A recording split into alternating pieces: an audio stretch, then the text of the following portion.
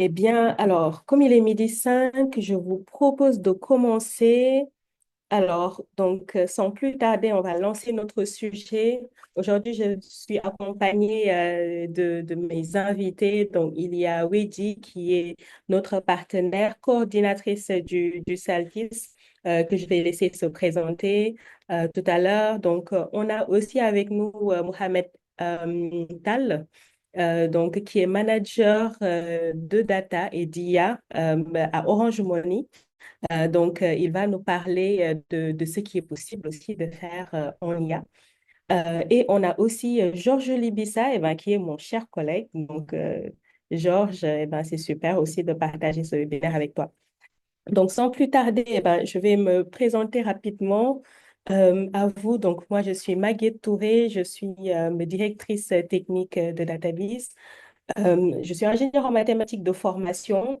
Ça fait 10 ans que j'exerce dans l'IA, voilà, comme data scientist. Donc, j'ai travaillé dans pas mal de boîtes en France et au Sénégal. J'ai managé des équipes, notamment de data scientists et de data engineers en France. Et maintenant, je dirige l'équipe technique de Database, qui est une très belle équipe composée d'une douzaine de personnes qui travaille sur plein de sujets IA, qui travaille sur la formation, déjà la démystification de l'IA pour les gens pour qui c'est nouveau.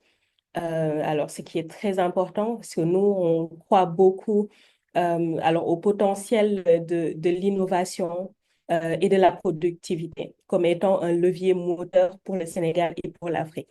Et nous proposons des formations, mais aussi des prestations de conseil. Donc, nous avons pas mal de clients au Sénégal, mais aussi en France et à l'étranger. Et vous voyez quelques-uns de nos clients avec qui nous travaillons sur différents sujets. Et Georges sera aussi là, pour vous parler un peu plus en détail de quelques-uns de ces projets IA. Donc, sans plus tarder, je vais laisser la parole à notre invité Mohamed Tal qui va se présenter.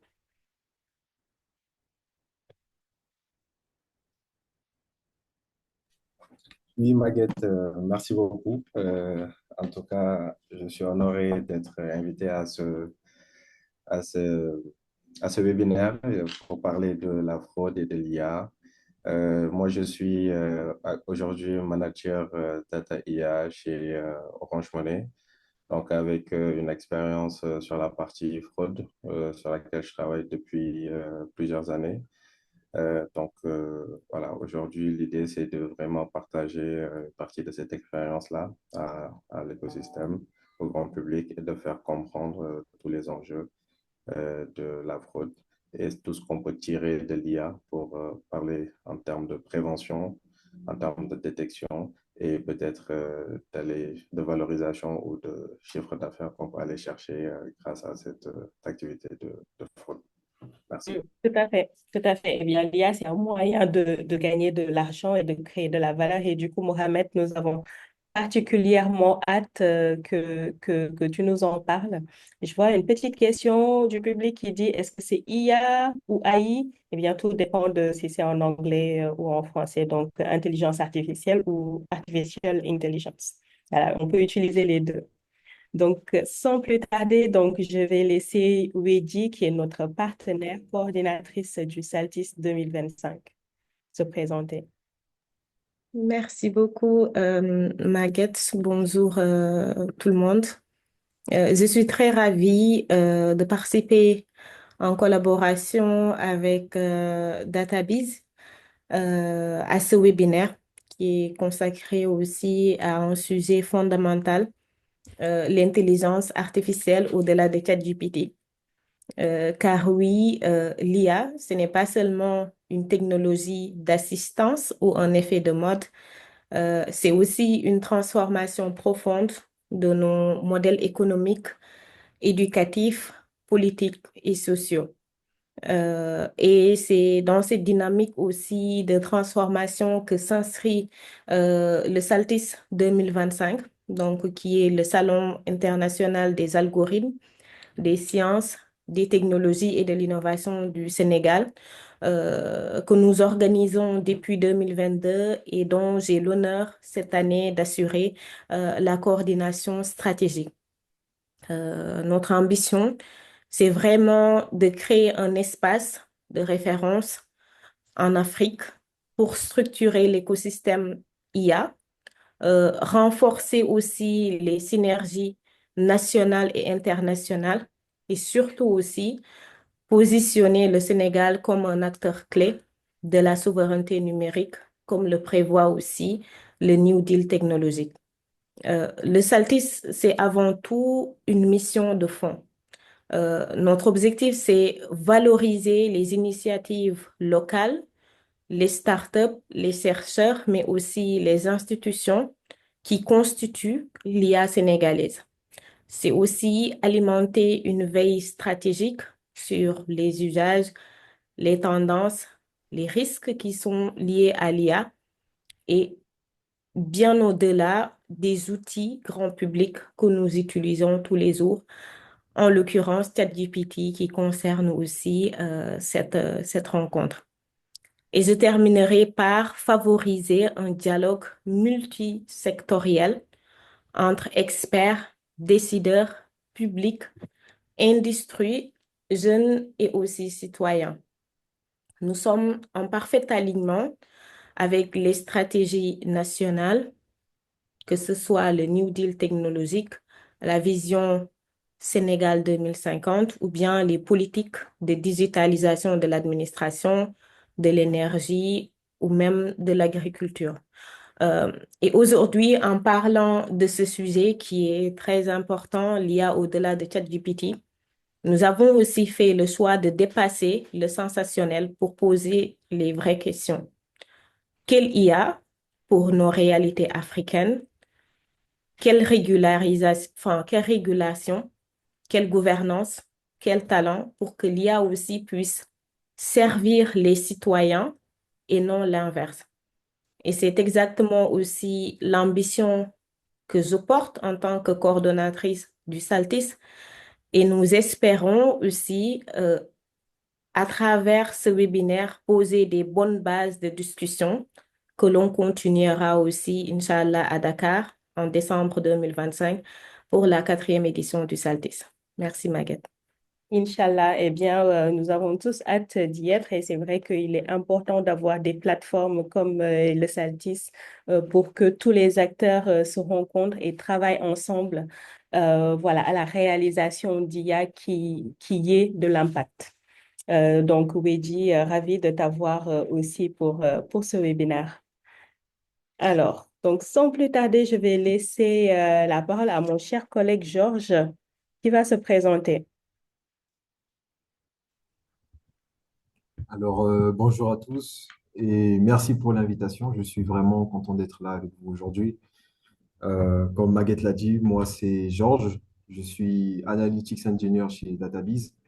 Donc, je bosse sur plein de sujets, analyse de données, détection de fraude, dashboard interactif et également automatisation de processus métier avec l'IA. Donc, je travaille avec Maguette, voilà, notre modératrice du jour. Et aujourd'hui, on va parler d'IA bien au-delà de ChatGPT, des usages concrets, utiles et accessibles à nos réalités d'entreprises locales. Donc, merci Maguette pour l'invitation. Merci beaucoup, Georges. Et puis, hâte aussi de discuter un peu plus de toutes les belles choses qu'on fait ici et hâte d'en parler à nos participants. Alors, donc, est-ce que j'ai avec nous Pape Ngal, qui est data stratégiste chez Orange et qui devrait aussi nous rejoindre. Donc, il m'a dit qu'il allait avoir quelques minutes de retard. Donc, alors, Pape, est-ce que tu es avec nous? OK. Alors, Oui, Maguette, je suis bien là. salut. Euh, Seulement une minute, je me déplace à côté, comme ça je peux. Mhm. D'accord. Voilà. Eh Donc bien, c'est bon, on va te je laisser suis te bien là. présenter. Yes. Oui, moi c'est Pape Diaw, Pape Ngal. Je suis Data Value Leader au niveau de la Sonatel. Euh, j'ai été consultant avant chez Atos. Bien avant, j'étais consultant aussi en France pendant plusieurs années. Et depuis 2016, je suis revenu au Sénégal et j'ai intégré la Sonatel depuis 2018. Mm. Et je suis data scientist de formation aussi. Ben, super. Eh bien, à toi aussi, Pape, de parler Merci. de toutes les applications Désolé. de l'IA.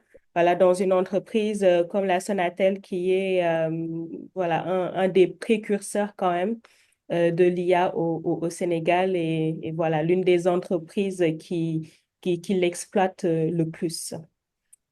Alors, donc, sans plus tarder, je vais vous parler du programme de notre Oui, webinaire aujourd'hui. Donc, on va d'abord parler. effectivement. Oui, donc vas-y, Pape. Oui, voilà. Effectivement, en fait, beaucoup de personnes parlent de ChatGPT, Mhm. mais il y a quand même beaucoup de cas d'usage qu'on peut faire grâce à l'IA. Totalement. Donc, la première chose quand même à voir, c'est la partie stratégie. En général, le directeur général a une vision et cette vision-là doit être traduite en vision data et IA. Donc, il faut toujours comprendre que veut la direction, quelles sont les ambitions de l'entreprise et les traduire en vraiment, et derrière, il faut les traduire en stratégie data. Et cette stratégie data doit être déclinée en plusieurs piliers. En général, c'est entre 4 et 6 piliers. Et donc, l'une des piliers, pas pardon, et l'un des piliers, par exemple, c'est le volet infrastructure. Est-ce que euh, normalement, toute la donnée de l'entreprise euh, peut être stockée dans une bonne infrastructure? Est-ce que Mhm. j'ai les bons outils de data vise? L'autre volet, c'est le volet RH, par exemple. Est-ce que j'ai les bonnes ressources RH, les bonnes ressources data science, enfin, les bonnes ressources data scientist, data engineer Mhm. qu'il me faut pour réaliser mes use cases. Oui. Et il ne faut pas faire des use cases pour faire des use cases. Les cas d'usage doivent être des cas d'usage à fort impact. Mhm. Donc, Et bien, Pape, alors, on avance un peu sur le sujet, mais je te propose d'y revenir. Donc, OK. on a envie d'en savoir plus sur chacun de ces 6 piliers. Et en fait, commençons déjà par introduire le plan et puis arriver en fait à la suite de ces piliers. Donc, tu nous as parlé du pilier très important de l'infrastructure et des ressources humaines. Et du coup, alors, j'aimerais qu'on revienne donc dans la suite sur les autres piliers et qu'on y échange aussi eh bien, avec nos panélistes. Yes. Alors, du coup, OK. yes. Alors, donc, pour commencer, donc, ce dont, en fait, je voulais un peu qu'on parle, c'est l'IA avant et après ChatGPT. Donc, avant ChatGPT, qu'est-ce qu'il y avait comme IA? Et maintenant, avec ChatGPT, qu'est-ce qui est possible et comment ChatGPT a un peu changé le jeu? Et on parlera notamment bah, des cas d'usage en entreprise. Donc, on a ici bah, avec nous alors au moins trois entreprises qui utilisent l'IA à fond. Donc, ce sera l'occasion un peu qu'ils nous donnent leur retour. Donc, sur quel cas d'usage est-ce qu'ils travaillent et combien est-ce que ça leur rapporte environ, hein, voilà, par rapport au chiffre d'affaires et surtout comment commencer son projet d'IA en entreprise. Et je pense que, Pape, tu as commencé à nous donner quelques éléments sur ça, donc restez avec nous pour en savoir plus sur quels sont vraiment tous les leviers à activer pour faire de l'IA une réalité chez vous, voilà, sans que non plus ça ne soit trop cher parce que, voilà, bien sûr, il faut commencer à avoir déjà de premiers gains voilà, avant de s'embarquer peut-être dans quelque chose qui va coûter dès le début beaucoup d'argent. Donc, j'ai une première question pour Mohamed Tal. Donc, Mohamed Tal, alors, je sais que, bon, Orange utilise l'IA depuis très longtemps. Je pense que vous êtes les premiers à avoir recruté des data scientists au Sénégal. Je pense que vous avez une armée de data scientists.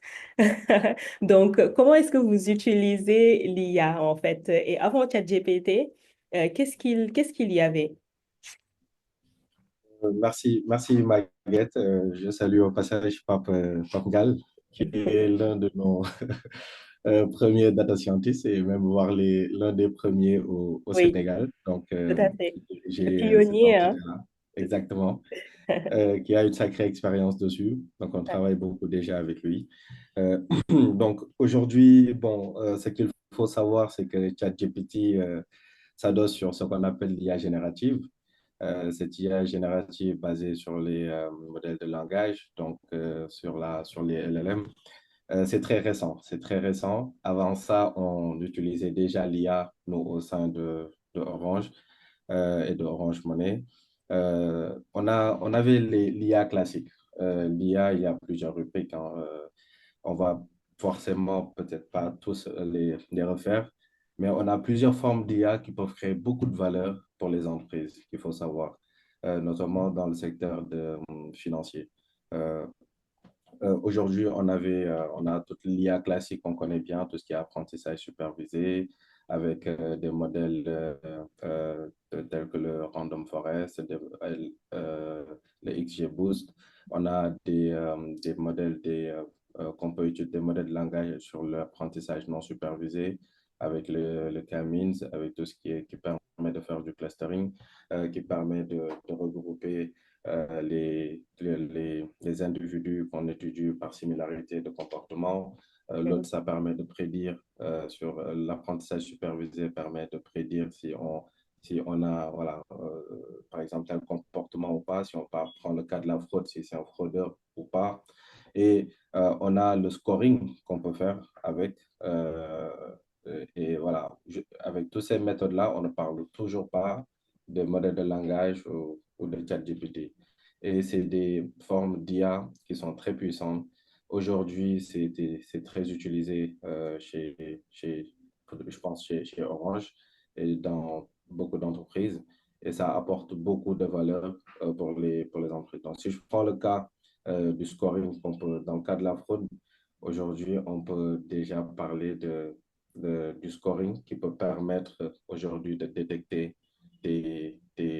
si on parle des clients ou des usages ou en fonction de ce qu'on étudie, en tout cas de pouvoir mettre en place des use cases de scoring de confiance ou des scoring de risque, ou ça dépend de ce qu'on cherche à évaluer, mais ce qui nous pousse à ranker, en tout cas à classer nos clients ou nos partenaires ou voilà, nos individus qu'on souhaite étudier, donc du plus risqué au moins risqué.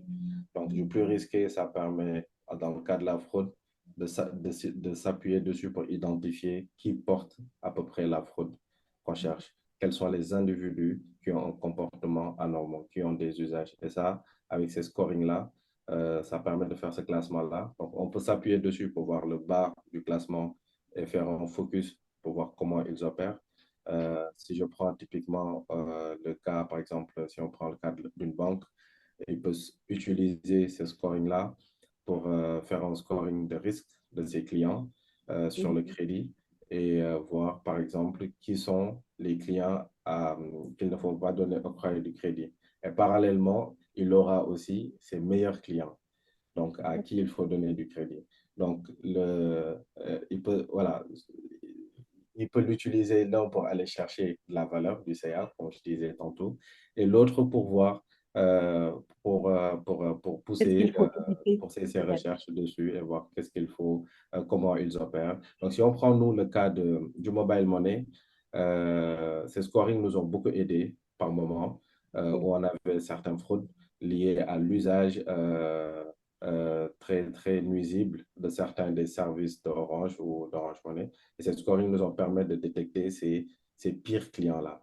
Et ça, c'était vraiment très important, juste avec le scoring. Et après, maintenant, une fois que tu les identifies, tu vas voir maintenant comment ils opèrent, Mhm. comment ils font, quels sont leurs stratagèmes pour, pour nuire ou voilà, pour opérer ces fraudes-là. D'accord. Euh, Derrière, comme je disais maintenant, ce haut du tableau, ces clients à haute valeur que tu vas déterminer à partir du scoring. Aussi, tu peux les déterminer à partir de ça. Donc, une fois que tu as ces patterns-là, des patterns bien identifiés sur des comportements transactionnels dans tous les secteurs. Donc, ce que tu peux faire aussi, c'est maintenant mettre en place des modèles d'apprentissage supervisé. Tu peux prédire maintenant qui peut être voilà, qui est un bon client ou qui peut être un client risqué. Et en fonction de ça, tu peux faire des offres de services plus ou moins différents. Donc aujourd'hui, l'IA, les modèles de langage aussi, c'est une bonne nouvelle pour le secteur financier, pour ces entreprises-là, parce que ça permet de comprendre, ça donne cette partie explicative aussi de l'IA, mais voilà, grosso modo, ce que je voulais partager, c'est qu'il y avait de l'IA, on avait plusieurs types d'IA. On a du scoring qu'on faisait avant. Il y a le machine learning aussi qu'on utilisait pour apprendre avec des modèles supervisés, non supervisés. On a le deep learning qui était là pour étudier sur les grandes populations, pour pouvoir prédire certains comportements. Et grâce maintenant à tous ces éléments-là, donc on avait aussi de l'analyse de texte avec du NLP qui était là, avant même ces modèles de langage qui pouvaient permettre de comprendre, d'analyser tous ces langages-là, tous ces messages aussi qu'on recevait de certains de nos clients, notamment sur la partie service client et ces chatbots qui existaient. Maintenant, tout ce qui est ChatGPT, la partie LLM, ces modèles de langage nous permettent aussi de faciliter d'ouvrir d'autres interfaces de connexion, de démystifier l'IA, de le rendre plus accessible à nos partenaires internes et externes. Et pour moi, c'est une très bonne nouvelle et qu'il faut utiliser pour la fraude et pour trouver de la valeur. Mhm. Totalement, totalement. Et du coup, Mohamed, je pense que tu as parlé d'un point qui est très intéressant, mais c'est le scoring des clients. Je pense que, bon, même du coup, dans les secteurs qui ne sont pas financiers, eh bien, tous les business quasiment ont des clients. Et du coup, qu'est-ce qui est un bon client? Est-ce que c'est le client qui nous rapporte le plus? Est-ce que c'est le client qui nous rapporte le moins? Et du coup, savoir un peu les identifier et voir un peu qu'est-ce qui les distingue. Est-ce que du coup, les bons clients, OK, c'est voilà, disons que c'est les jeunes qui ont entre 35 et tel âge, et du coup, savoir cibler cela. Voilà, je pense que c'est ça un peu, du coup, dont tu parles, non? C'est cette segmentation-là de qu'est-ce qui est un bon client et qu'est-ce qui est un mauvais client et comment l'identifier et comment, du coup, pour un nouveau client, voilà, repérer assez facilement est-ce qu'il va être dans le bon côté ou dans le mauvais côté. Tout à fait. Mhm. Euh, bon, c'est excellent. Moi, en tout cas, l'un des modèles, l'une des IA pour moi qui est assez prioritaire, qui permet de découvrir, de comprendre tes Mhm. clients, c'est c'est le scoring. Ouais, Le c'est le... scoring permet honnêtement, Mhm. comme tu dis, c'est de la segmentation. Mhm. Cette segmentation-là, globale, Mhm. sur l'ensemble des services, comme tu Mhm. dis, qu'est-ce qui est un bon client? Par exemple, si je prends le cas de Orange Money, de Orange ou d'une banque, il peut Mhm. dire que qu'est-ce qui est un bon client par rapport aux critères de rentabilité de la boîte. Tout Parce à fait. qu'aujourd'hui, il ne faut pas oublier non plus que, voilà, on cherche à faire de l'argent, c'est du Totalement, hein, une business à la entreprise. fin de la Oui. journée. Donc, Mhm. peut-être dire quels sont les clients les plus rentables par rapport Mhm. aux intérêts de la boîte. Et en ce sens, c'est là où c'est très important d'avoir des data scientists ou mes data scientists expérimentés pour Mhm. pouvoir choisir les variables. C'est là où le choix des variables, pour moi, aujourd'hui, on a plusieurs solutions qui packagent les modèles, tout ce qui est, voilà, tous les modèles, on peut en citer plusieurs outils qui embarquent ces modèles-là pour faire du scoring. Mais Mhm. pour moi, aujourd'hui, les data scientists vont se différencier sur la capacité à identifier les Mhm. bonnes variables à mettre dans le modèle. Et c'est ça qui va nous permettre de faire, par exemple, un bon scoring, déjà de façon globale par rapport à ce que le client coûte ou le partenaire coûte à l'entreprise et ce qu'il lui apporte. Donc, les Mhm. critères sont énormes à définir et on peut aussi le faire de façon spécialisée par service.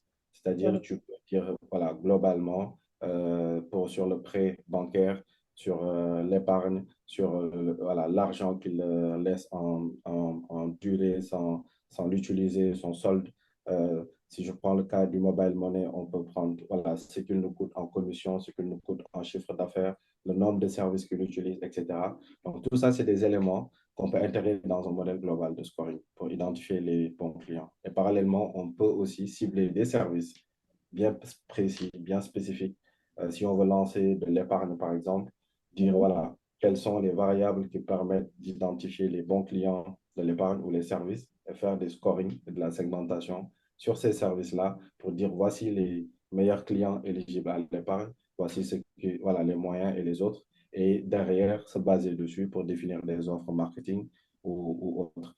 Aujourd'hui, voilà, pour moi, le scoring, c'est important. Beaucoup d'entreprises, par contre, ne l'ont pas pour l'instant pour déjà Ouais, déterminer malheureusement euh, segmenter déjà leurs clients, tout à les fait, clients qui totalement. Mhm. Mhm. en termes Totalement. de, voilà, et adresser et voir, voilà, définir des stratégies différentes pour Exact. adresser ce type de clients. Voilà, Mhm. Mhm. ça c'est important. Aujourd'hui, on peut noter, nous en tout cas, ça nous a permis dans un premier temps, à un moment où on était très fatigué par la fraude, avec le Mhm. business model sur lequel nous sommes au Sénégal, que vous connaissez, ça Mhm. nous a permis d'identifier vraiment les clients qui s'adonnaient à des pratiques de fraude et qui Mhm. nous coûtait beaucoup de milliards. Aujourd'hui, ce qu'il faut savoir aussi sur cette partie de fraude, Mhm. euh, c'est c'est que la Banque mondiale a publié 2 à 5 du chiffre d'affaires dans le secteur financier, euh, en tout cas ce que la fraude apporte pour ces entreprises-là, donc il tourne à 2 à 5 Donc pour une entreprise qui fait 10 milliards de chiffre d'affaires, par exemple, à l'année, donc la fraude rapporte 500 millions. Mhm. Mais ça, c'est de façon classique. Il y a certains business models où la fraude peut rapporter des milliards. Ouais. Mhm. Et Tout à fait. grâce à ça, aujourd'hui, on a aussi tout l'autre volet qu'on appelle le revenu assurance, qui permet aussi d'être adressé grâce à ces modèles d'IA et à cette fraude. Donc, pour moi, Ouais. c'est important de revenir, voilà, tous ces outils-là de LLM, à savoir ChatGPT et autres, c'est très important. Ça ouvre l'IA à tout l'écosystème, au grand public. Mais pour moi, c'est important de revenir aux fondamentaux de l'IA, sur l'IA classique pour créer de la valeur et d'être orienté impact par rapport à l'IA. On peut utiliser des outils très rudimentaires, comme on peut le dire dans le jargon de l'IA, mais qui Mhm. apportent beaucoup de valeur pour l'entreprise. Totalement, totalement, hein, totalement. Je pense que c'est important, oui, de le voir, ça, et de le savoir. Et en fait, ce qui est très important, je pense, pour toute entreprise, mais c'est de monitorer. Donc, j'ai un nouveau client, il me faut enregistrer beaucoup de détails par rapport à ce client. Quel est le type de client? Si c'est un business où les clients, eh ben, c'est du B2C, par exemple. Eh bien, c'est quoi le genre? Est-ce que c'est des hommes est-ce que c'est des femmes? Alors, quel âge est-ce qu'ils ont? Où est-ce qu'ils habitent? Tout ça, en fait, c'est des données qui, lorsqu'ils sont enregistrés, vont permettre de pouvoir dresser, en fait, les profils clients et de segmenter et de scorer. Alors, Et c'est vrai qu'en ce moment, il y Maguette, a... Ouais, juste vas-y, un moi. dernier point que je voulais juste rajouter. Mhm, Euh, c'est l'analyse comportementale qu'on peut faire. mhm. On Tout va à fait. revenir sur les use Mhm, cases. En plus du mhm, scoring, derrière, on peut faire beaucoup d'analyse comportementale pour mhm, identifier non plus, mhm. voilà, c'est les clients qui ont des comportements différents d'un client normal. Et là où Totalement. on a aussi, c'est pareil, hein, c'est un peu comme le scoring. Maintenant, Mhm, ça va nous donner nos pires clients, nos pires mhm, partenaires ou les clients atypiques qui mhm, s'adonnent à des comportements assez réguliers, qui va mettre la puce à l'oreille pour la détection de la fraude. Et mhm, ça va nous permettre aussi de voir vraiment ceux qui ont beaucoup d'argent et qui dépensent beaucoup plus que les autres en peu de temps. Mais mhm, voilà, et pouvoir faire cette classification. Donc, il y a cette classification qui peut être faite par l'IA avec l'apprentissage non supervisé et mhm, déterminer tous les types de comportements, les codifier derrière en règle. Donc ça, c'est vraiment des pratiques qu'on peut rapidement faire dans le secteur de la fraude et mhm. avoir de la valeur très rapidement. C'est ça, en fait. Et même au-delà du secteur de la fraude, mais juste pour permettre d'identifier alors notre bon profil de client, parce qu'en business, on parle beaucoup de alors à quel persona est-ce que tu t'adresses ou bien à quel type d'entreprise ou bien quelle est ta cible. Et en fait, il n'y a rien de mieux que se baser sur les données pour justement identifier cette cible-là en partant de nos véritables données.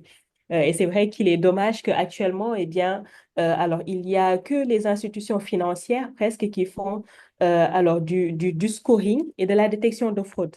Et du coup, je pense que justement, Georges, toi qui es à DataBiz depuis, je pense, 3 ans, il y a pas mal de sujets de détection de fraude aussi et de scoring, je pense, sur lesquels tu as pu travailler dans le passé. Donc, Georges, je pense que tu es en mute. Donc, voilà, Oui, n'hésite pas du coup aussi à nous dire ce que tu en penses. Mm. oui, effectivement, on a eu à travailler sur des sujets de fraude, notamment de fraude financière.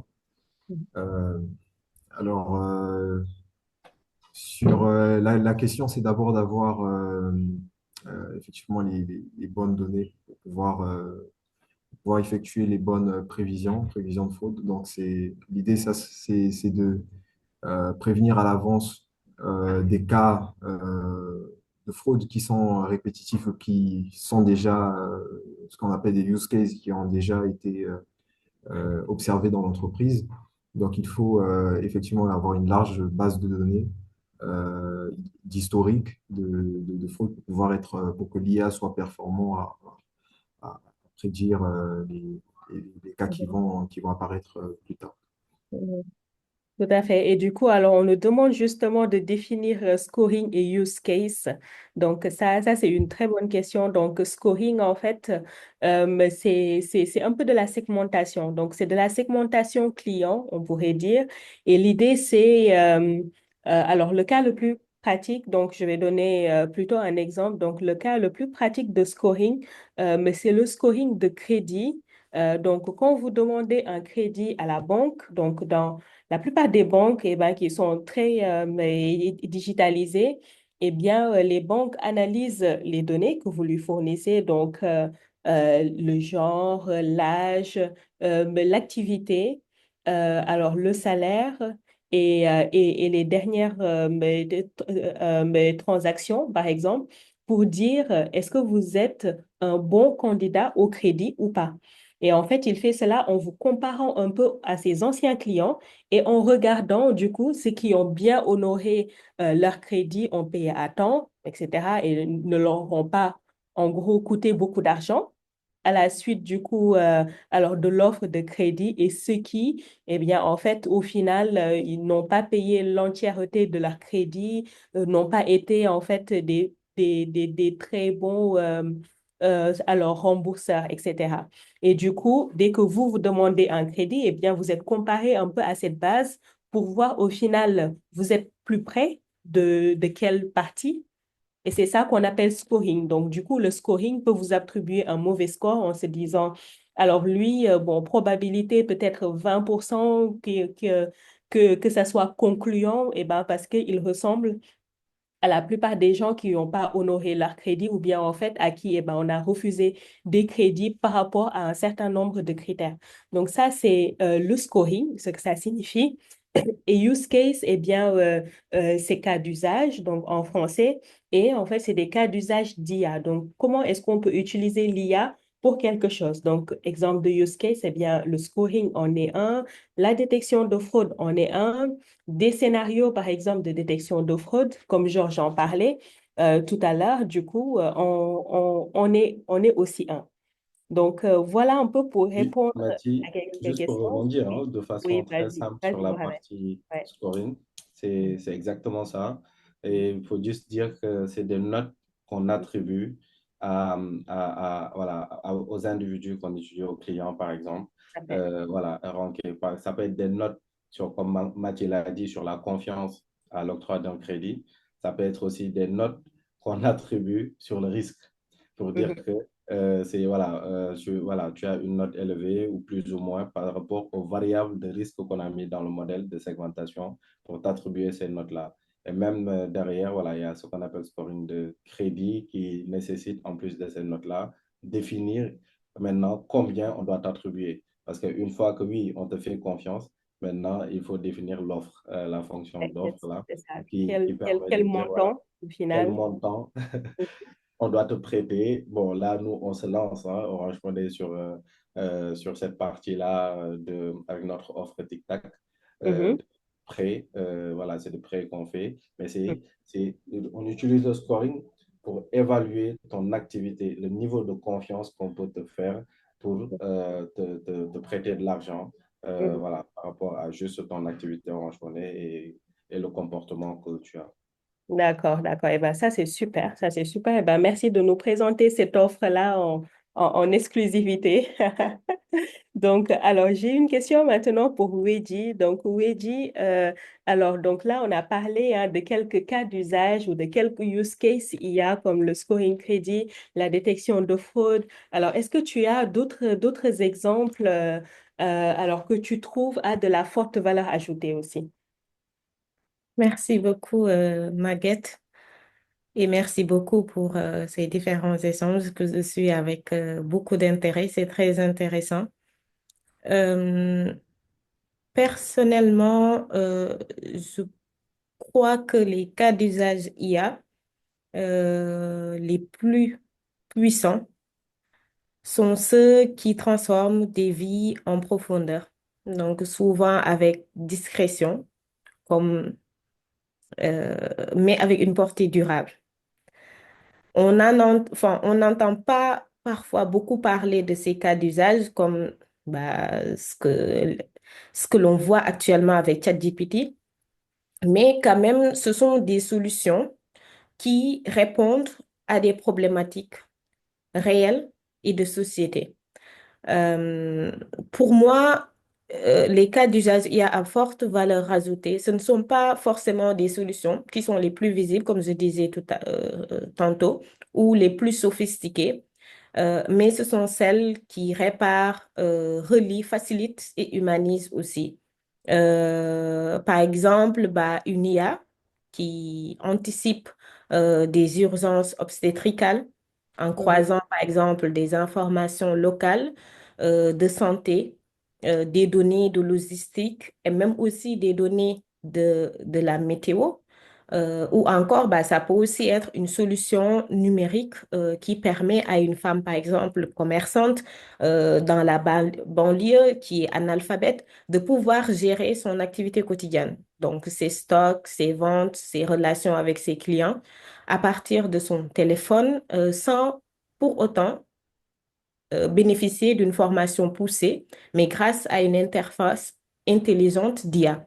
Je pense que il y a aussi des applications dans le domaine agricole qui détectent des signes de maladie sur les cultures ou bien qui suggèrent les meilleurs itinéraires de distribution, par exemple, selon les conditions routières ou climatiques.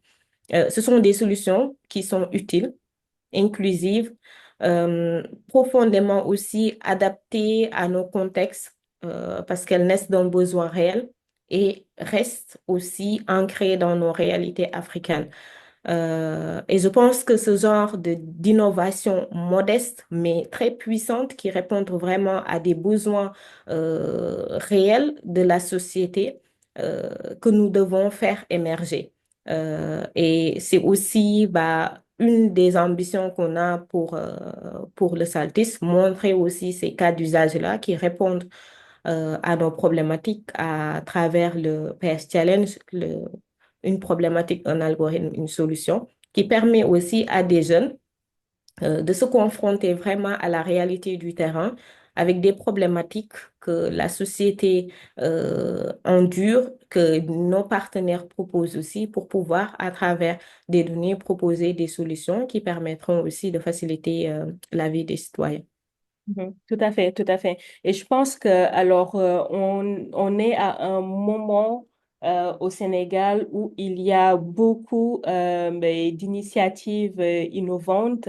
On voit beaucoup de startups qui sortent vraiment du lot en appliquant les technologies comme l'IA à des domaines qui sont très importants et qui ont beaucoup d'impact, comme la santé et comme l'éducation. Et c'est des initiatives qui sont à saluer, qui sont à encourager.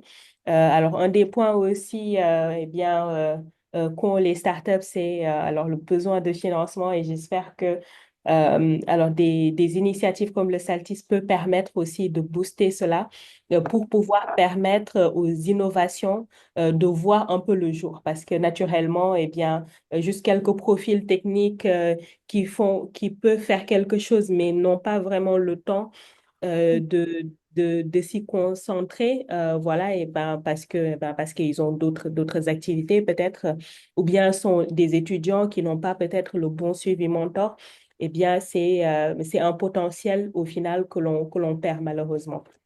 Exactement. Tout Mhm. à fait d'accord. Yes. Alors, du coup, je vais, du coup, à présent poser une question à Georges. Donc, Georges, j'ai aussi vu une question dans le chat qui parlait des dashboards interactifs et les applications dans l'IA. Alors, Georges, parle-nous un peu de l'automatisation et des dashboards interactifs un peu dans le cadre de l'IA. Alors oui, effectivement, question très intéressante, Baguette. Totalement aujourd'hui, les tableaux de bord ne se limitent plus à afficher ce qui s'est passé.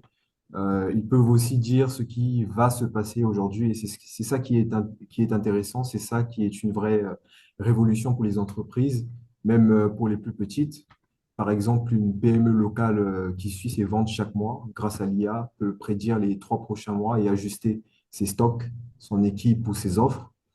Mais aujourd'hui, ça demande effectivement quelques conditions. Il faut des données historiques fiables déjà, euh, parce que sans données historiques fiables, l'IA, le modèle, même un modèle d'IA bien calibré ne peut pas faire grand-chose ou donner des prédictions exactes. Et un lien clair entre la BI et les sources de données. Donc, ce type de tableau de bord interactif qui va du coup permettre de mieux planifier, de mieux décider et puis avec plus de clarté, euh, c'est euh, c'est un levier très puissant pour piloter une entreprise petite ou grande. Donc, on peut, en plus de ça, automatiser tout ça pour que ça se mette à jour tout seul chaque semaine, chaque mois. Donc, oui, aujourd'hui, un tableau de bord, ce n'est plus juste un outil pour regarder en arrière que l'on trouvait avant, qui était dans un fichier Excel statique. Aujourd'hui, ça va être un tableau de bord qui va nous permettre de regarder plus précisément certaines métriques et d'anticiper, pour pouvoir anticiper, planifier, puis prendre voilà, de meilleures décisions. Ouais. Et je pense que, alors en plus, actuellement, il y a pas mal d'initiatives côté Microsoft pour pouvoir créer des tableaux de bord assez facilement en quelques clics avec la suite alors enrichie d'un Copilot, par exemple. Et même en utilisant les IA génératives, on peut arriver à créer des visualisations qui sont pertinentes, mais là aussi, attention à la sécurité de vos données. Ça, c'est un point qui est très important quand on utilise des IA publics. Donc, ça, à faire très attention. Et du coup, Georges, peut-être avant de passer à une autre question, pour Pape, alors j'ai une question pour toi sur les services d'automatisation avec l'IA. Donc, on entend beaucoup parler des services comme Zapier, comme Make, alors pour un peu automatiser des flux. Donc, est-ce que tu peux nous parler de ça? Oui, alors effectivement, tu as donné des noms de services très populaires aujourd'hui. On a Make, on a Zapier, on a aussi N8N qui est très populaire. Aujourd'hui, avec l'IA et les outils no-code, low-code, on peut déjà automatiser pas mal de tâches très concrètes dans les entreprises. même quand on n'a pas d'équipe tech ou des gros budgets. Et franchement, c'est là que ça devient intéressant pour notre contexte. C'est que euh, aujourd'hui, on peut prendre en main, même sans avoir un très grand bagage technique, certaines automatisations. Par exemple, aujourd'hui, on peut automatiser tout un système de prospection à froid avec des messages personnalisés envoyés automatiquement, suivre les réponses et les relances. Donc, le tout connecté à la base client. Donc, on peut aussi mettre en place, par exemple, des chatbots intelligents qui répondent aux questions fréquentes de vos clients, interroger sa base comptable. euh, et on peut aller encore plus loin. Donc, imaginons qu'on puisse interroger notre base CRM ou comptable avec une simple question en langage naturel comme montre-moi les factures en retard ce mois-ci ou quel est mon meilleur ami, mon meilleur client ce trimestre. Et Mhm. ça, on peut le faire avec des outils comme Make, comme N9N ou même ChatGPT connecté à vos données en local. Donc, on peut, et dans l'opérationnel aussi, on peut automatiser des tâches internes comme la génération de rapports, la mise à jour de documents ou l'envoi d'emails. Donc, c'est ce qu'on appelle l'IA appliquée à l'automatisation intelligente, donc AIA. Et chez DataBees, c'est exactement ce qu'on explore en ce moment. C'est des solutions simples qui répondent à de vrais besoins locaux et qu'on peut déployer en quelques jours. Oui, tout à fait, tout à fait. Eh bien, merci Georges pour ces spécifications. Alors, est-ce qu'on a Pape avec nous? Donc, Pape, j'ai une Oui, question pour toi qui est, alors, quelle est en fait l'importance d'avoir une stratégie qui est orientée donnée? Et qu'est-ce que ça veut dire, une stratégie qui est orientée donnée? voilà, je pense que je l'avais dit tout à l'heure, Mhm, quand je parlais tout à l'heure. En fait, tout doit partir du directeur général qui doit donner une vision claire. Et cette vision-là doit être déclinée en 5 piliers. Parmi les premiers piliers, il y a le volet stratégie. C'est-à-dire, il faut quand même se poser la question, est-ce que l'IA est au service de la vision du business? mhm, Ça ne sert à rien de faire des cas d'usage qui n'ont rien à voir avec la stratégie mhm, vraiment d'entreprise. Donc, mhm, une fois que tu comprends ça, l'autre volet qui va venir, c'est comment je vais mettre en place des cas d'usage à fort impact. mhm, Donc, je ne vais pas revenir là-dessus parce que Mohamed l'a si bien développé. C'est tout ce qui est modèle de prévision, modèle de détection de fraude, modèle de système de recommandation. Quand on est dans le système telco ou même les banques, le modèle de churn est très important parce que c'est un modèle qui permet de détecter le départ du client vraiment à l'avance.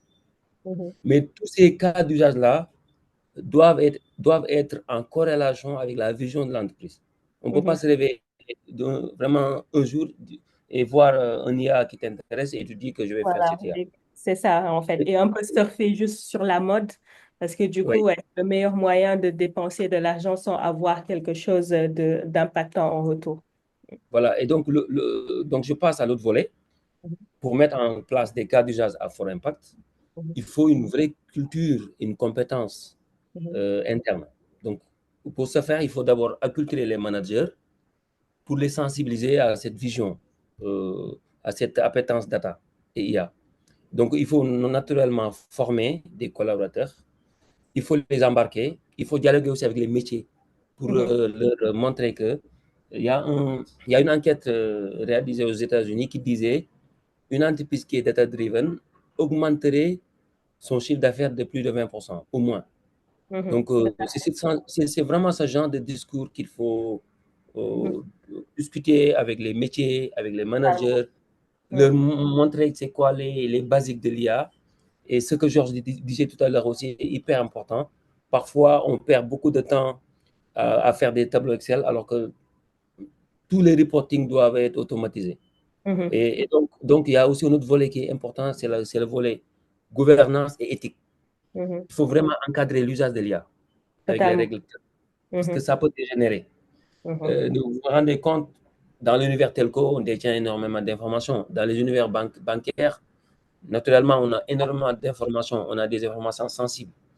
Donc, heureusement, dans certains grands groupes comme la Sonatel, les données sont sont vraiment bien gérées avec des chartes de confidentialité, des contrôles internes. On ne peut pas se permettre de divulguer des informations, sinon on risque même des emprisonnements de prison. Et ce discours-là, il faut sensibiliser les profils data. Il faut sensibiliser même les familles, parce que les gens peuvent être tentés en te demandant de leur divulguer des informations confidentielles. Et ce volet-là, c'est très important. Même dans les algorithmes de l'IA, la manière de faire les algorithmes, il faut mettre de l'éthique dedans. On ne peut pas se permettre de faire n'importe quoi. Totalement. Et voilà, il y a l'autre volet que je vais dire tout à l'heure, c'est le volet infrastructure et industrialisation. Il faut dépasser le mode pop. Parfois, on se met dans notre coin, on fait des POC, oui, il y a, c'est bon. Mais il faut voir la valeur réelle que ça va apporter à l'entreprise. C'est quand naturellement, on va passer à l'échelle. Et le passage à l'échelle nécessite une bonne infrastructure. Il ne faut pas non plus aller prendre une infra hyper chère alors que tes cas d'usage n'ont pas réellement ce besoin. Je donne l'exemple au Sénégal, la plupart des banques n'ont pas le big data. Ils ont juste un data warehouse parce qu'ils n'ont pas des cas d'usage qui leur permettent de stocker ce genre d'informations. Alors que si demain, les banques décident de faire des cas d'usage à temps réel, de savoir si un collaborateur passe devant une agence ou ou bien je dis un collaborateur, ou bien un client est en train d'aller à la banque pour faire la queue, automatiquement, on lui envoie une notification pour lui dire, attention, il y a un site Internet de la banque qui est là, tu peux tu peux faire tes transactions, tu peux aller retirer dans tel guichet, ainsi de suite. Ça nécessite de stocker des informations hyper importantes et ça nécessite aussi d'aller faire de l'investissement. Donc, pour moi, en fait, je vais essayer de résumer. La vision de l'entreprise, la vision du CEO doit driver la vision stratégique de la data IA.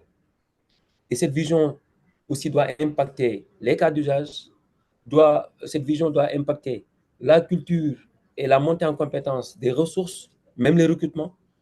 Et cette vision aussi doit driver la gouvernance et l'éthique. Et enfin, elle doit aussi être drivée par une bonne infrastructure. Donc, en résumé, je pense que c'est ça les grands axes qu'il faut retenir. Oui, tout à Merci. fait. Eh bien, merci beaucoup, Pape, pour cette contribution. Je pense que c'est super important parce que dans un monde où, eh bien, il y a l'actualité qui semble nous dominer et la pression qui existe, on entend beaucoup parler de l'IA, donc tout le monde, beaucoup d'entreprises ont envie de faire de l'IA. Sans naturellement savoir où commencer, eh bien, il faut commencer par la première chose, c'est la stratégie. Il faut commencer par définir qu'est-ce qu'on veut, où est-ce qu'on veut aller, quelle est l'ambition de notre entreprise et partir de là, voir un peu alors l'ensemble des directions pour pouvoir construire une stratégie forte et décliner de là des projets et tout ce qui va avec. Et du coup, justement, eh bien, ça c'est l'une des... Oui, oui, vas-y, papa. Je peux rajouter rapidement, en fait, pour dire, ChatGPT, quand même, est hyper intéressant. Et... Je vais raconter une petite histoire. Il y a quelques mois, Mhm, j'ai mis en place un cas d'usage mhm, en un week-end, mhm, mais avec l'aide naturellement de ChatGPT. mhm, Et en temps normal, ça doit te prendre minimum 3 semaines. mhm. Ça, c'est un exemple. Euh, c'est comme un ami qui est à Mhm. côté de toi. Totalement. Il te donne des codes. Le code, il te donne, des fois, c'est pas optimisé. Tu peux lui demander d'optimiser le code. Mhm, Euh, Parfois, il te donne des solutions que tu adaptes par rapport à ton background. mhm. Mais le danger, c'est qu'il faut quand même connaître. C'est ça le Totalement. danger. On C'est ne peut ça. pas Il faut venir être expert tout de quand suite même. prendre, copier-coller. Mais si Ouais. on connaît vraiment Mhm, et on l'utilise, il y a un gain. C'est comme si c'est un mini-cerveau qu'on met dans la tête et tu dépasses les autres dans ton environnement. En fait, celui qui l'utilise dépasse celui qui ne l'utilise pas. Donc, j'exhorte tout le monde à utiliser ChatGPT et tous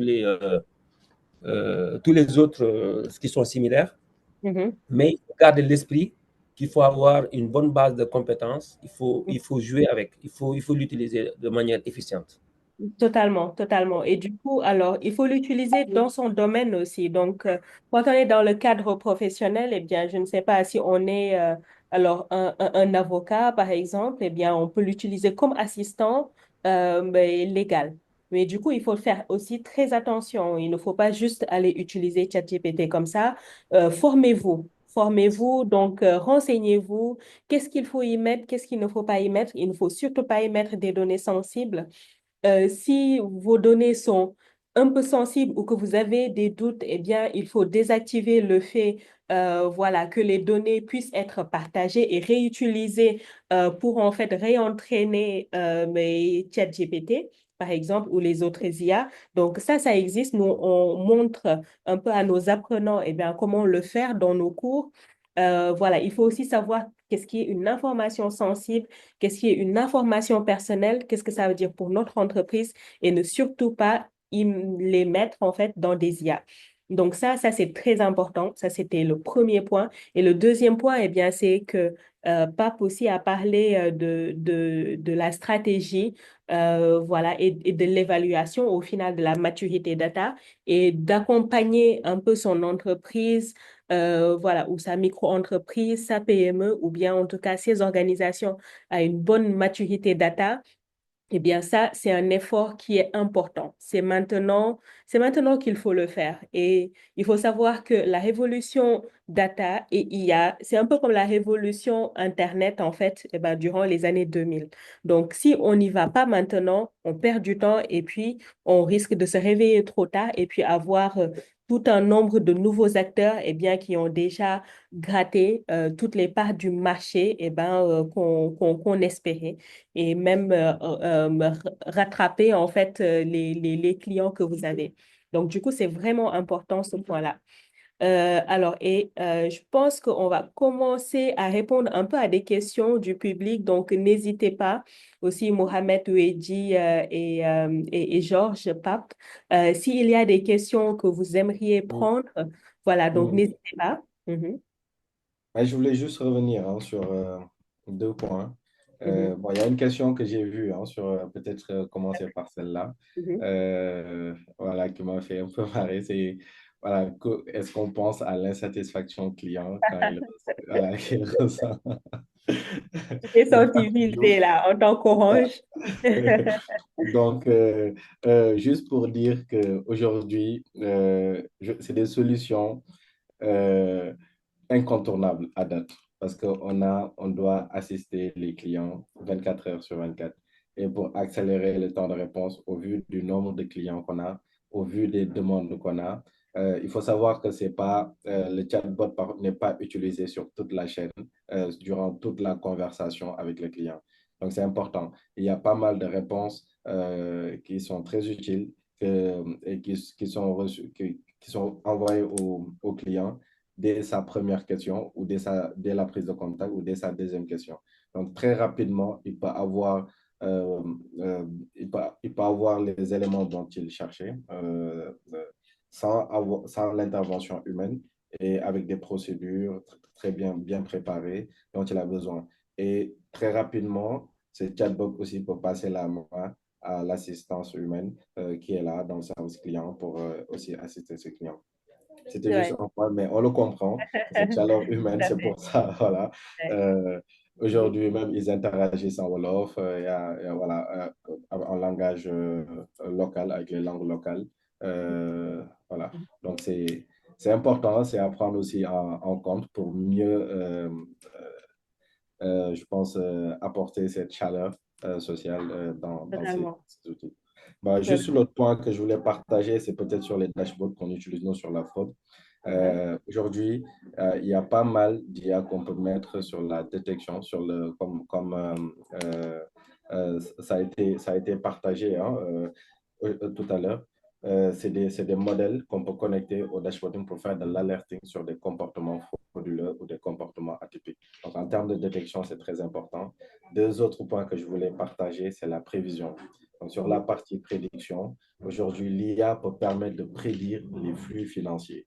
Mhm. Autant en banque, sur la partie, par exemple, la gestion du cash, aujourd'hui, on sait que la tabaski arrive, on aura certains flux. Aujourd'hui, l'IA peut permettre, à travers l'historique des données, à travers l'historique des années précédentes, de pouvoir prédire le flux financier qu'il y aura au niveau du pays, au niveau du gap, pour éviter les ruptures et pour les structures bancaires ou les structures de mobile money pour accélérer aussi la circulation de l'argent. Parce qu'il y en a, Mhm. ils gagnent du CA à travers cette circulation. Plus tôt c'est rapide, si tu vois, plus tôt l'argent circule, plus tôt le CA, plus vite le CA augmente. Et Vraiment. pareil pour les flux, pour éviter aussi les ruptures de cash au niveau des gaps et qu'on s'y arrête pour essayer de retirer qu'il n'y ait pas d'argent. On peut prédire le flux très rapidement et voilà, mettre le besoin nécessaire au moment venu avec ce qu'on appelle le time series, qu'on connaît bien. Tout ce qu'on peut utiliser aussi en termes d'outils que je voulais partager pour la détection de comportements ou de frauduleux ou de patterns sur le blanchiment d'argent et autres. On a aussi les notions de graphes Mhm. qui n'est pas très, très visible avec des vues matricielles où on a très rapidement le lien entre deux interlocuteurs. Alors que parfois, pour comprendre comment certains réseaux de fraude ou réseaux de terrorisme ou autres qu'on utilise, l'armée française, utiliser cela durant semi-guerre avec l'État islamique pour voir les flux, les investissements, voilà, l'argent qui est rentré pour traquer ces investissements-là. Ils utilisaient l'outil qu'on appelait Neo4j. Donc, c'est une base de données orientée graph qui permet de voir le lien entre deux communautés, de voir d'où part l'argent, par qui ça passe, d'où ça atterrit. Donc, tu as le niveau 1 en termes de relation, le niveau 2, le niveau 3. Et c'est ce qu'on utilise aussi dans les réseaux sociaux pour voir. Parfois, tu vois, sur LinkedIn, on te dit, tu es l'ami voilà, il Ouais, est vous ami de ton avez ami. deux amis en commun. Exactement, voilà. Et ça, c'est, voilà, on utilise le cercle relationnel et après, Mhm. on étend, on regarde les liens et c'est rapidement comme ça, on détermine les leaders Mhm. en termes de bonnes communautés, de bonnes pratiques au sein des communautés et Mhm. ou l'inverse de mauvaises pratiques au sein des communautés pour identifier d'où Mhm. part l'argent en termes de fraude, qui est le leader en termes voilà, de pratiques malveillantes, etc. Mais c'est des outils très pratiques qu'il faut utiliser, surtout dans le secteur transactionnel et le secteur financier. Ouais, tout à fait, tout à fait. Et du coup, alors, Mohamed, pour revenir un peu au premier point, à la première question, ça, je pense que c'est une question qui est très importante. C'est alors l'insatisfaction quand on est face à une machine. Et je pense que là, en fait, tout l'enjeu, eh bien, c'est de faire en sorte que les gens ressentent moins que c'est une machine. Et en fait, ce qui est aussi important, c'est que du coup, peu importe si c'est une machine ou pas, c'est que du coup, on puisse résoudre son problème le plus vite possible. Donc, Orange, C'est ça. j'imagine, et comme beaucoup d'autres de ces, voilà, beaucoup d'autres entreprises ont des millions, voire parfois ben, des milliards de clients et gérer, voilà, toutes les demandes de clients humainement, eh bien, c'est quelque chose qui est quasi impossible. Et la technologie est là pour aider. Mm. Et c'est là où même je vous partage une anecdote. Et c'est Mhm. là où maintenant ChatGPT, les Mhm. LLM, tous ces modèles de Exactement. langage, voilà, Voilà. sont Mhm. au plus pour l'IA parce qu'ils voilà, ils humanisent encore plus l'IA, ils permettent de prendre des décisions, ils permettent d'intégrer beaucoup d'humour. Mhm. Maintenant, on le voit, je pense que tout C'est le monde a l'humour testé. sénégalais, voilà, les Exactement. plaisanteries. Ouais. Mhm. Mhm. Ce qu'on appelle les GPT privés, donc ou les Ouais. modèles qu'on Euh, peut, parce que là on a ChatGPT mais on peut travailler notre propre ChatGPT local pour notre propre entreprise, où on a la réalité de l'entreprise qui parle comme les gens de l'entreprise, avec les jargons de l'entreprise, entraînés sur les données de l'entreprise. Et ça, ok. c'est, voilà, ça humanise cette relation entre robots et humains. Moi, je me rappelle la première fois sur Snap, que j'ai eu le robot AI, Ouais. j'ai commencé à échanger avec lui. Mhm. Je lui pose des questions. Je lui dis que je veux sortir ce soir. Je ne sais pas où Ouais. aller. Il m'a dit, oh, dommage, tu te Mhm. sens seul. Et cet affect-là, cette intelligence émotionnelle-là qu'on ressent Ouais. au sein de l'IA, ça fait quelque chose, même si c'est un robot, mais pour Ouais. dire que, voilà, pour moi, Ouais. c'est des attentes en termes d'intelligence de la part des humains qu'il faut Mhm. aussi qu'on intègre. Et c'est tout Aussi avoir. l'apport de, voilà, de ChatGPT Ouais. et de ce modèle-là. Totalement, totalement. Peut-être, Maguette, je pense qu'il y a un volet très important que vous n'avez peut-être pas dit, Mhm. mais je pense que c'est peut-être l'objet de notre webinaire, hein. Mhm. C'est la perte d'emploi liée à l'IA. C'est Mhm. où on parle de robots, on parle d'automatisation, mais Mhm. quand même, on pense pas aux personnes qui le faisaient avant. Toutes les Mhm. personnes qui faisaient les reporting dans les entreprises, toutes les Mhm. personnes qui faisaient des tâches manuelles. Mhm. Il faudrait peut-être préparer un webinaire pour les Je pense que sensibiliser. justement, en fait, le prochain webinaire est sur ce sujet. Donc, les préjugés sur l'IA, je pense que ben, beaucoup de personnes pensent aussi que ça va faire perdre ou que c'est en train de faire perdre à beaucoup de gens leur travail. Donc, ça aussi, ça va être intéressant d'en discuter et et OK, de mais voir c'est surtout un préjugé. ma question était surtout Mhm. d'aider sur l'orientation des personnes, parce que Ouais, beaucoup de tout à fait. personnes peuvent faire du Peuvent, reskilling, ouais. Mhm. avoir un nouveau job, profiter de l'IA pleinement, mais ils ne le Mhm. savent pas. Donc, Ouais, tous les totalement. profils Totalement. financiers, ils peuvent devenir des data analystes ou des data scientists financiers. Mhm. Et voilà. En fait, moi, je parlais plutôt de ce volet-là qu'il faut. D'accord, d'accord, d'accord. Et je pense que du coup, c'est un volet aussi ben, qu'on inclura alors dans ce cas pour le prochain webinaire. Et je pense que c'est une excellente idée, effectivement. Alors, et je Je- pense aussi, alors là, je regarde l'heure, je vois que l'heure file. Il y a aussi une question qui est liée alors aux IA génératives et notamment personnalisées. On a eu une question du coup sur l'IA AWA, donc à savoir est-ce que dans le futur, on pourrait imaginer ces IA intégrées dans des robots, car je veux acheter un robot pour qu'il me fasse mon café bien chaud et bien tapé. Eh ben, on comprend tout à fait, ben, nous aussi, et on espère qu'il ne sera pas trop cher. Surtout ce robot. Mais oui, en fait, donc ça c'est ça, c'est une culture qui existe et qui est même une réalité dans certains pays. Aux États-Unis, par exemple, eh ben, il y a des robots avec voilà, des IA intégrés, bon, des IA. Bon, quand on parle de l'IA AWA, par exemple, eh ben, c'est un IA, une IA software, on va dire, voilà, qui n'est pas encapsulé encore alors dans quelque chose qui est physique comme un robot, mais ça, du coup, ça pourrait l'être totalement. Donc ça, c'est pour répondre à ce point. Donc voilà. Je vous laisse aussi, bon, voilà, nous répondre si vous avez des questions. En plus, c'est sur quel cas d'usage, donc, selon vous, aurait de la valeur ajoutée dans vos organisations à vous et dans vos activités professionnelles. Donc ça, du coup, aussi, voilà, on attend vos réactions dessus. Donc, je regarde là les questions, mais du coup, Mohamed, Oui, Pape et Georges, ouais, n'hésitez pas, si oui, vous voulez. Maguette, rapidement sur cette partie-là, avant de Mhm. laisser la parole à Oui, tout à fait. Pape aussi, qui a Mhm. beaucoup bossé avec moi sur certains sujets. Ouais, tout à fait. Mhm. Donc, bon, pour moi, l'IA, il y a du, ce que je dis souvent, Mhm. il y a du préventif. Mhm. Et voilà, ce qu'on appelle du prédictif et parfois voilà, de l'analyse qu'on peut faire a posteriori. Mhm. Maintenant, pour moi, il faut plus utiliser, je vais insister sur cette partie-là, où l'IA doit nous permettre de prédire, de ne plus refaire.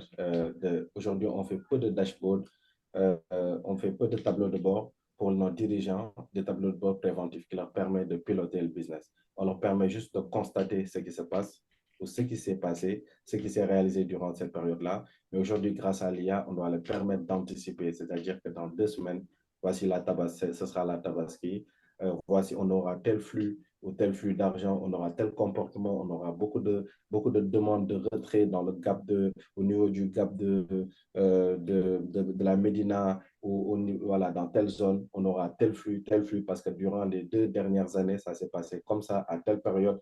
Et on travaille sur ce qu'on appelle les modèles de time, ces séries temporelles, où on intègre tous les bruits. Tel événement s'était passé à 10 jours du Magal. Par exemple, voici ce qui se passe, voici ce qui s'est passé. Donc aujourd'hui, tu le donnes à ton manager ou au décisionnaire pour qu'il puisse anticiper et faire. Maintenant, une fois que ces événements passent, tu pourras aussi évaluer qu'est-ce qui s'était passé aujourd'hui, quelles sont les autres zones qu'on n'a pas couvertes, sur lesquelles on n'a pas pu anticiper. Et ça aussi, c'est au niveau de tes dashboards, de tes modèles, que tu pourras aussi le gérer. Donc, pour moi, c'est très important, comme Pape l'a dit et Georges tout à l'heure, le tableau de bord et l'outil de pilotage. Ce sont les lunettes, je pense, qui permettent aux dirigeants ou aux décisionnaires de Ça, de piloter ou de piloter. diriger. Mhm. Exactement.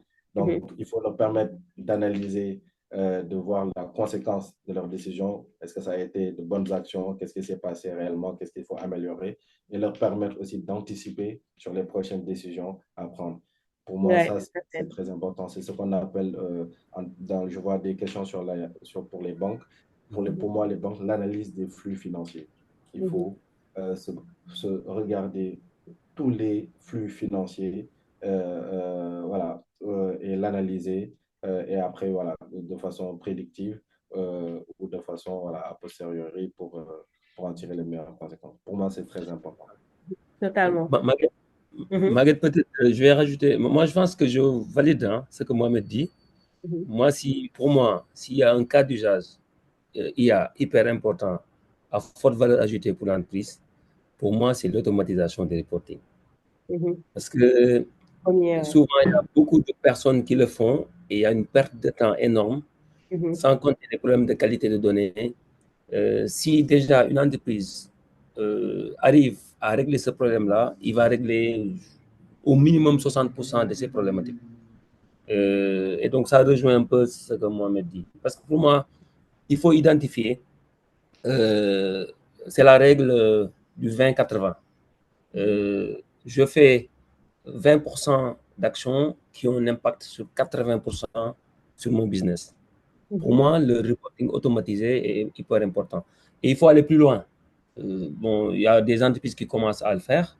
Il y a quelques temps, nous, on l'avait commencé au niveau de la Sonatel. C'est ce qu'on a appelé, nous, le business monitoring. C'est une grande application qui va contenir toutes les données des chefs de produits.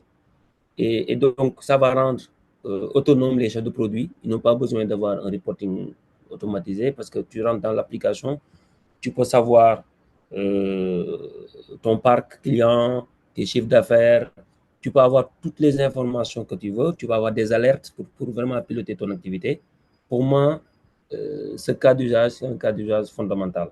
Les Mhm. autres cas d'usage, comme Mohamed l'a dit, ce sont les classiques. À chaque fois, il y a de l'impact. Quand tu fais du churn pour Mhm. anticiper le départ de ton client dans une concurrence forte, c'est souvent très important. Quand tu gères des problématiques de fraude, la fraude, pour moi, c'est le cas d'usage le plus passionnant. Mhm. Parce que le problème, c'est que tu fais Mhm. un algo, le Ça matin, le rapporte lendemain, de l'argent. Ouais. le lendemain, tu te réveilles, il y a des millions qui tombent, que tu as sauvés pour la... Et ça Ouais. rend une fierté, bon, Mhm. on ne peut même pas te l'expliquer. Donc, Mhm. reporting automatisé, problématique de churn pour garder les clients, sans Mhm. parler de fidélisation autre, garder le segment, c'est-à-dire tous les savings que tu fais sur les problèmes de fraude, et toutes les optimisations aussi que tu peux faire, les modèles d'optimisation. Parfois, on perd beaucoup de temps dans les process, Mhm. dans les livraisons. Il y a aussi un volet important côté service client, parce qu'on oublie les données du service client. Mhm. Il y a une mine d'informations, parce que les clients appellent, les Ouais. clients envoient des messages, et maintenant avec les LLM, les NLP, il y a moyen de connaître, vraiment de répondre à l'insatisfaction vraiment du client. Et pour Mhm. moi, tous ces cas d'usage-là, actuellement, on est outillé. Heureusement, au Sénégal, on est outillé, on a d'excellents profils. Mhm.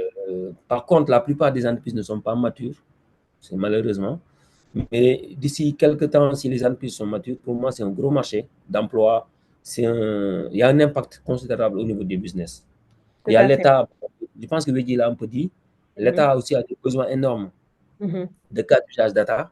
Donc, toute la stratégie que je viens de dire dans les entreprises, ça s'applique dans l'État. Le président a une vision et cette vision doit être déclinée. Et donc, il y a des cas d'usage pour répondre aux besoins des entreprises.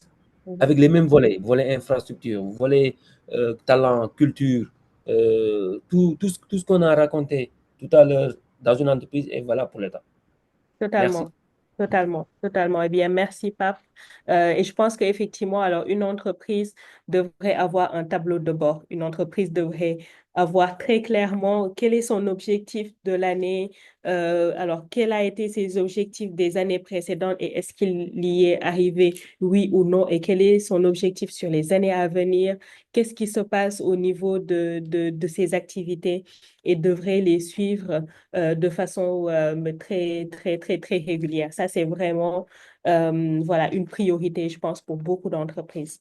Et du coup, je vais aussi donner la parole à Wedi, qui, je pense, alors, lever la main tout à l'heure, puis ensuite à Georges. Oui, bon, du coup, peut-être juste par rapport à ces questions-là de cas d'usage, enfin, use case et tout, qu'on peut partager aussi ma vision sur ça en tant que data ingénieur.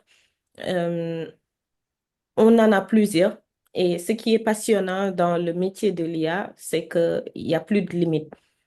À la fois, on interfère avec les données, mais aussi bah, le métier. Ça permet un peu de connaître des spécifications de certains métiers, les éléments qui sont importants, de travail aussi bien dans le domaine de la santé que dans d'autres domaines. Et pour juste vous partager deux cas d'usage sur lesquels personnellement j'ai eu à travailler, enfin, le premier, c'était avec l'INSERM. Donc, c'est l'Institut national de la santé ici en France. Et l'objectif, au fait, c'était de travailler sur des données de personnes atteintes de cancer. Donc, un certain nombre d'hôpitaux qui ont eu proposé des parcours à des patients âgés de 18 à 77 ans. Et l'idée, c'était un peu de voir si ce serait important, nécessaire de déployer une application de suivi de ces patients-là, parce que une fois le traitement injecté, donc c'était ce qui suivait une chimiothérapie, il y avait un risque dans les 15 jours qui est une neutropénie. Donc, c'est une infection qui peut être très grave si les symptômes ne sont pas décelés à temps. Et à travers les données, au fait, au-delà même de se dire que voilà les signes qui sont très bien connus par les médecins et parfois inconnus par les patients eux-mêmes, les signes de neutropénie, l'idée, c'était aussi de se dire comment on va faire en sorte pour que l'application puisse générer des alertes automatiques en fonction des signes qui sont renseignés par le patient. Donc, tous les jours, les patients vont donner leurs signes, est-ce qu'ils ont eu tel ou tel signe, et à partir de là, l'application traite cela permettre de pouvoir donner l'alerte à l'oncologue qui va juste regarder et dire que c'est grave, il faut que le patient puisse venir dès maintenant ou non, ce sont des signes qui sont naturels au vu du protocole suivi et au vu aussi de l'âge, des caractéristiques du patient. Mais avec ça même, on était allé au-delà de se dire que, par exemple, le milieu, les liens du patient et son cadre de vie avait aussi un impact vraiment dans la motivation à fournir les résultats et à résister à la maladie. Et ça, ce sont des choses qui peuvent être difficilement vues par l'oncologue. Parce que parfois, on gère beaucoup de patients, on ne connaît pas les spécifications de tous les patients et on voit bah, juste un dossier qui est là avec des caractéristiques. Et quand on voit le patient, parfois, bah, il est trop tard. Et c'est juste pour dire qu'aussi, il y a des cas d'usage qui sont parfois très subtils, qu'on ne le voit pas, qu'on ne médiatise pas, comme ce que je disais tout à l'heure, mais qui sont vraiment là en train d'étudier, enfin, qui sont utilisés dans les hôpitaux, dans la vie de tous les jours et qui aident vraiment aussi bien les médecins, les patients et qui permettent aussi de ne plus traiter les patients comme juste des numéros ou de voir par rapport à la rapidité du traitement, mais ça permet de connaître les spécifications de tous les patients, de pouvoir anticiper et de pouvoir aussi proposer des solutions qui sont adaptées. Parce que les Mhm. patients qui ne sont pas bien entourés par la famille et tout, dès le début, avec le modèle, ça permet de dire qu'ils auront plus tendance à être euh, de ne pas être trop réceptifs Ouais, c'est à ça, la et pas assez proposition, motivé. très Et du motivés. coup, Donc, il y faudra a leur quelques proposer une détails. autre solution. Mhm, Et juste totalement. c'était pour partager ça avec vous, pour dire qu'il y a beaucoup de cas d'usage. Et Mhm, l'idée, c'est de pouvoir voir dans l'environnement immédiat les mhm. besoins qu'on a et de pouvoir proposer des solutions qui pourront aussi répondre à ces besoins grâce à des l'IA. Totalement, totalement. Et du coup, quelque chose aussi qui est super intéressant, du coup, monsieur, ce que tu disais, Eddy, c'est le fait qu'il faut, alors, dans ces genres d'études-là, eh ben, avec l'IA, essayer d'inclure le maximum d'informations, ne pas juste se fier sur les informations du début, peut-être, du dossier, mais au fur et à mesure, eh ben, d'intégrer d'autres paramètres qu'on voit eh ben, qui ont un impact important du coup sur ce que mais l'IA en fait a pour objectif de détecter. Alors, du coup, bon, je vois que le temps file. Alors, donc, on va commencer un peu à conclure notre webinaire. Donc, je vois quelques messages qui nous disent super webinaire. Merci beaucoup et merci à Makumba pour ce commentaire. Et j'espère que vous avez trouvé les informations qu'on a partagées ici utiles. Donc, dites-nous dans le chat si vous avez appris des choses. Voilà, donc n'hésitez pas à nous dire oui ou non si c'est pas le cas. Voilà, on ne sait jamais. Ou bien s'il y a des choses que vous n'avez pas compris.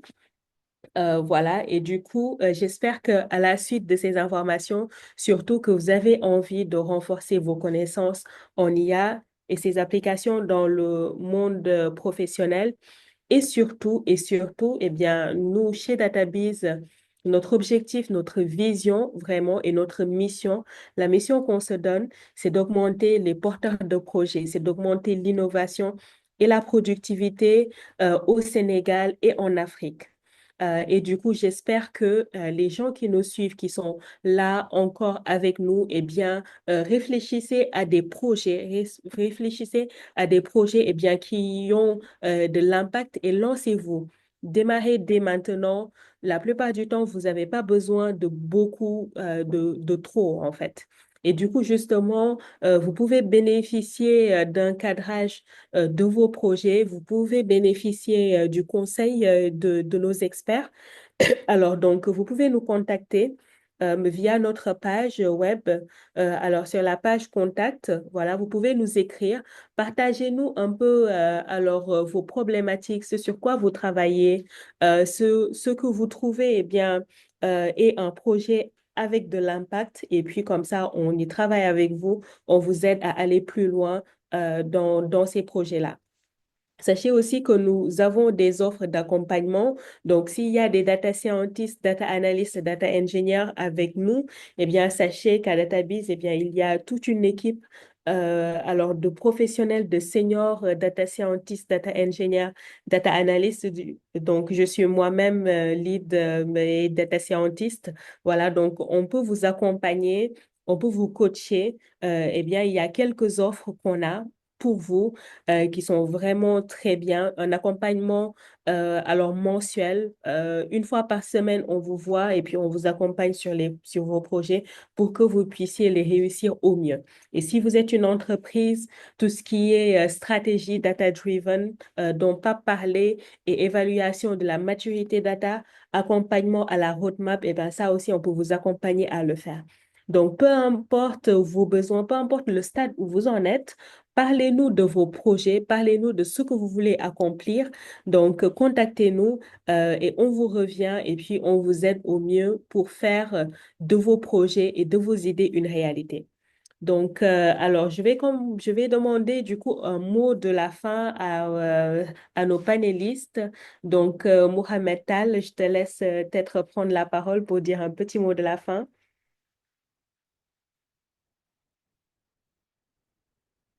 Si tu n'es pas encore parti, Oui, si tu n'es pas encore non, allé pas encore. manger. J'essaie de répondre à quelques questions, Bichette. Donc oui, très rapidement, bon, Maguette, moi je vous remercie d'Atabiz pour cette initiative-là, pour partager un peu ce qui se fait de part et d'autre dans le secteur de l'IA.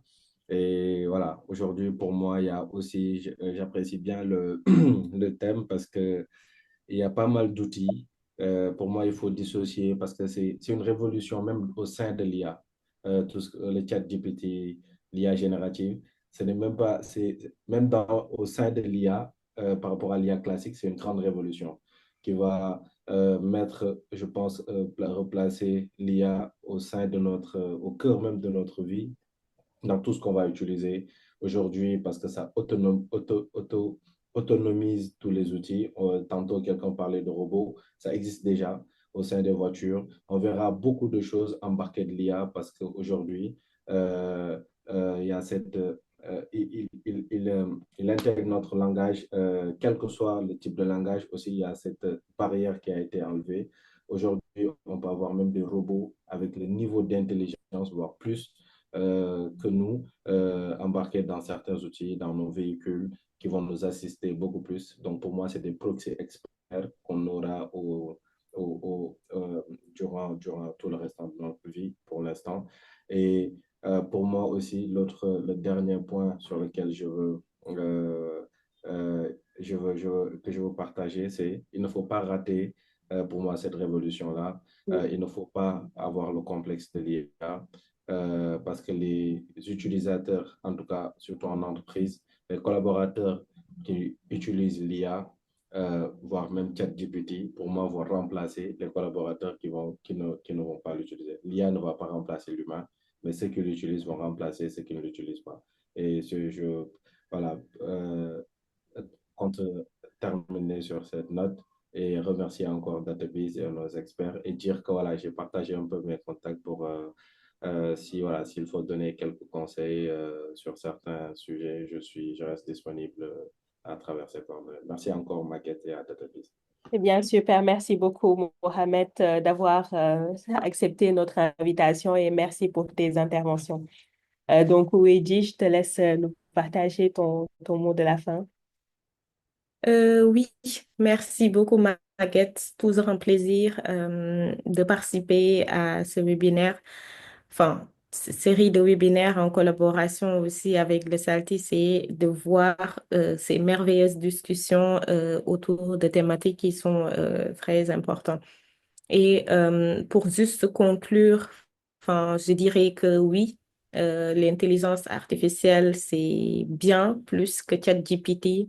C'est un outil de transformation, de libération aussi, libération de temps, d'idées aussi. Enfin, c'est un outil de précision. Mais aussi, si on n'est pas très vigilant, comme le disait tout à l'heure, pas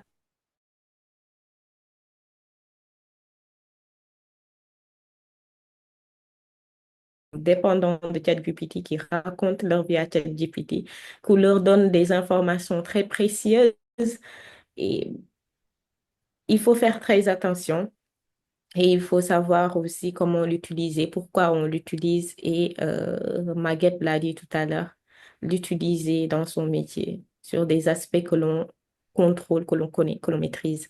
Euh, Notre rôle en tant qu'acteur de terrain, et en tant que décideur, en tant que bâtisseur du président, c'est de poser les bonnes questions et de choisir aussi le sens, vraiment.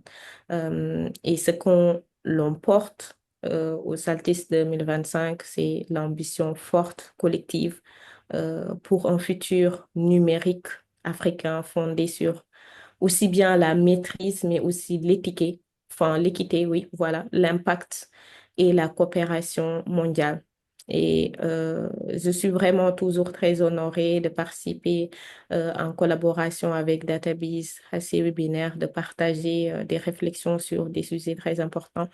Et je vous invite tous, en tant que participants, mais aussi panélistes, à poursuivre cette dynamique en rejoignant aussi le le SALTIS 2025 en portant aussi dans ces institutions et réseaux ces réflexions aussi et en étant aussi acteur de cette innovation parce que il faut pas se dire qu'il faut être un expert pour pouvoir parler de l'IA et tout. Rien qu'en sensibilisant ses proches, les personnes autour sur la vie, enfin les données personnelles aussi, sur la dépendance sur les réseaux sociaux ou des outils comme ChatGPT, on participe aussi à ces dynamiques. Et je tiens à remercier tout le monde vraiment pour votre attention, votre contribution, mais aussi votre engagement et vous donne rendez-vous au prochain webinaire au mois de juin, Inch'Allah. C'est toujours un plaisir. Super. Et plaisir toujours partagé, Luigi. Donc, merci beaucoup à toi. Donc, alors, Pape, je te laisse donner ton mot de la fin. Oui, bon, en tout cas, merci beaucoup, Maguette, pour l'organisation. Merci pour Saltis avec Luigi qui les représente. Ils impactent beaucoup et vraiment, merci beaucoup pour toutes les initiatives que vous avez faites. Merci aussi à DataBiz parce que ils sont vraiment les précurseurs de l'IA au Sénégal. Ils ont participé à la formation en fait, à l'acculturation, la formation de beaucoup de personnes. Maintenant, ce que je voulais vous dire, c'est que il faudrait vraiment commencer à utiliser l'IA. Il ne faut pas avoir peur, mais il faut l'utiliser de manière intelligente. Ne donnez pas des informations confidentielles. Utilisez l'IA pour booster votre activité, pour aller plus vite. Voilà, et essayez de le vulgariser en interne, vraiment dans vos entreprises. Moi, pour moi, le mot que je retiens, il faut pas avoir peur. Il faut y aller, il faut utiliser l'IA, mais il faut être prudent dans l'utilisation de l'IA. Merci. Merci beaucoup, Pape. Merci beaucoup, Pape. Et c'est un point qui est très important. Donc, il faut l'utiliser vraiment intelligemment. Donc, Georges, je te laisse aussi nous partager ton mot de la fin. Oui, Maguette, merci. Déjà, merci à Mohamed, Wedji et Pape pour vos interventions qui étaient très intéressantes. Donc moi, je voudrais juste rajouter un mot, c'est qu'on entend aujourd'hui beaucoup parler d'IA, donc ça suscite beaucoup d'intérêt chez les entreprises et on le comprend parce que l'IA est à la mode. J'aimerais juste qu'on évite, comme l'a dit Pape tout à l'heure, de tomber dans le piège de cette mode justement. L'IA doit être au service du business et pas l'inverse, donc il faut l'utiliser de façon intelligente. Par exemple, nous, chez DataBiz, souvent, lors de nos audits maturité data, on a des clients qui veulent aller dans tous les sens. Donc, je veux un chatbot, par exemple, sans savoir qu'il doit vraiment, ce que le chatbot doit vraiment faire. Et il veut juste un chatbot parce que c'est à la mode. Donc, aujourd'hui, il y a des outils, des cas d'usage plus directs qui ne demandent pas forcément d'avoir des data centers ou des millions de lignes, d'être un Orange ou un Atos, ces grandes boîtes-là. Donc, ils permettent de régler des besoins métiers directs et c'est là que l'automatisation est intéressante. Rien que ce matin, par exemple, j'ai travaillé sur un flux, boucler un flux qui va répondre à des mails clients de façon personnalisée avec un GPT derrière.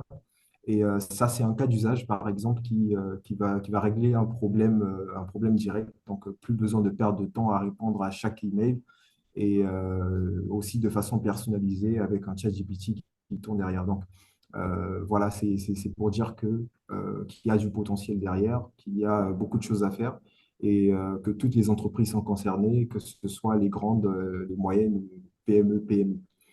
Donc, merci Madeleine pour la parole. Eh bien, merci beaucoup, Georges, pour ces contributions. Et du coup, si vous êtes intéressé, eh bien, pour en savoir plus sur toutes ces solutions et ces possibilités, n'hésitez pas à nous contacter et on reviendra vers vous. Donc, merci beaucoup à tous encore pour votre participation au webinaire et on vous donne rendez-vous à nos webinaires prochains. Merci à tous et à bientôt. Au revoir. Merci, au revoir. Merci, au revoir, à la prochaine. Au revoir à tous. À tous.